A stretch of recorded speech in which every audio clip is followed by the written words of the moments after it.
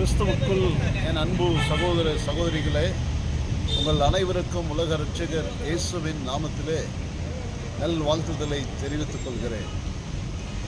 1 கொரிந்தியர் 3வது அதிகாரம் வசனம் 16-17 நீங்கள் வாசித்து பார்த்தீர்கள் என்று சொன்னால், நீங்களே தேவனுடைய ஆலயமாக இருக்கிறீர்கள், தேவனுடைய ஆவி உங்களில் வாசமாய் இருக்கிறார் என்பதை அறியீர்களா?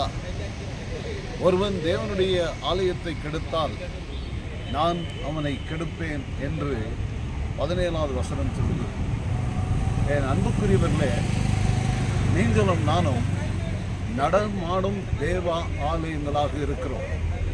இந்த ஆலயத்தை எப்படி பரிசுத்தமாக வைத்துக் கொள்ள வேண்டும் என்பது மிகவும் முக்கியமான காரியம்.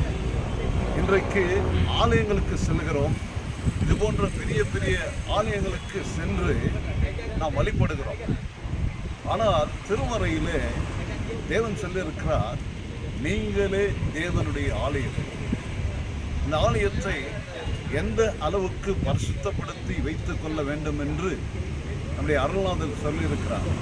1 கொரிந்தியர் 6வது அதிகாரம் வசனம் 15-16 நீங்கள் வாசித்து பாருங்கள். உங்கள் சரீரங்கள் நீங்கள் கிறிஸ்துவினால் பெற்ற அவயங்கள். உங்கள் சரீரத்தில் இருக்கிற ஒவ்வொரு அவயங்களும் கிறிஸ்துவுக்கு சொந்தமான அவயங்கள். ஆகவே என் அன்புக்குரியவர்களே, இந்த சரீரத்தை மிகவும் ஜாக்கிரதையாக எச்சரிக்கையாக பார்த்து கொள்வது நமது கடமையாக இருக்கிறது. இந்த சரீரத்தில் தாந்தோண்டித்தனமாக எதையும் நம்முடைய விருப்பத்தின்படி நாம் செய்யலாகாது. ஒவ்வொரு காரியத்திலும் ஈடுபடும் பொழுது அவனுடைய சித்தம், தேவ சித்தம் என்னவோ இருக்கிறது என்று சற்று கவனித்து இந்த சரீரத்தில் நாம் செயல்பட வேண்டும். என் அன்புக்குரியவர்களே, இந்த சரீரத்தில் தான் தேவாதி தேவன் வாசம் பண்ணுகிறார். நீங்கள் யோவான் 14வது அதிகாரத்தை வாசிக்கும் பொழுது 23வது வசனம் சொல்லுகிறது, என்னுடைய வசனத்தை கை கொள்ளும் பொழுது பிதாவாகிய தேவன் சுதனாகிய தேவன் நாங்கள் இருவரும் வந்து உங்கள் உள்ளங்களில் வாசம் பண்ணுவோம் என்று சொல்லுகிறது.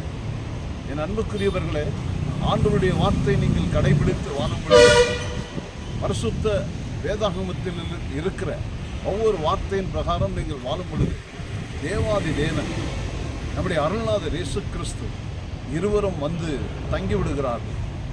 1 கொரிந்தியர் 3:16 சொல்லுகிறது, அவர் நமக்குள்ளே வாசம் பண்ணுகிறார். திரித்துவ தெய்வமாம் திரியக தெய்வம் நமக்குள் வாசம் பண்ணுவது எத்தனை பாக்கியம். ஆகவே இந்த சரீரத்தை பரிசுத்தமாக வைத்துக் கொள்வது நம்முடைய நோக்கமாக இருக்கிறது, நம்முடைய திட்டமாக இருக்கிறது. தொடர்ந்து வார்த்தைகளை கடைபிடித்து வாழுங்கள். ஆண்டவராகிய இயேசு கிறிஸ்து தாமே உங்களை அபரிதமாய் ஆசீர்வதிப்பார். ஆமென்.